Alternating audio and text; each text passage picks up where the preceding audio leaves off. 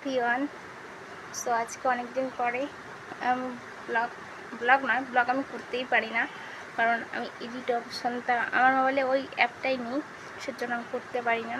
তো এমনি জাস্ট একটা কথা বলে একটা ভিডিও সেন্ড করব, আপলোড দেবো।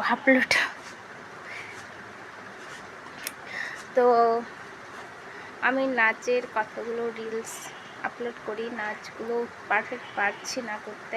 অ্যাকচুয়ালি আমার মোবাইলে কোনো ইনস্টা নেই, নাচের কোনো অপশন নেই, এডিটে অ্যাপ নেই, সেজন্য ইউটিউব থেকে যেটুকু হয় সেটুকুই আমি গান দিয়ে করি।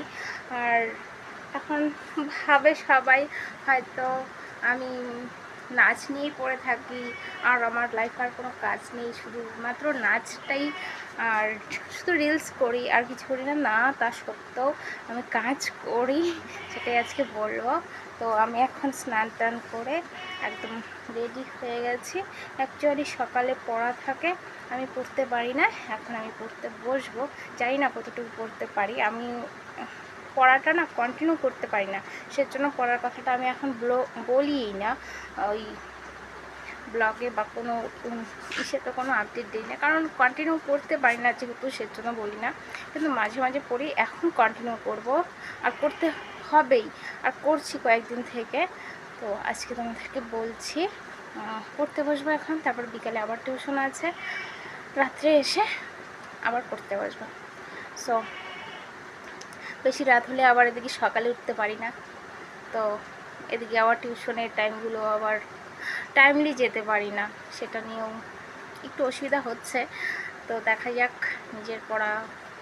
নিজের পড়া প্লাস টিউশন পড়ানো, আমার তো টিউশন পড়াতেই হবে, বলো, না পড়ালে হবে না। কারণ আমি তো জানোই বাড়িতে এত, মানে এখন একটা এমন সিচুয়েশনে পড়েছি, আমি অসুস্থতা, আমি এখনও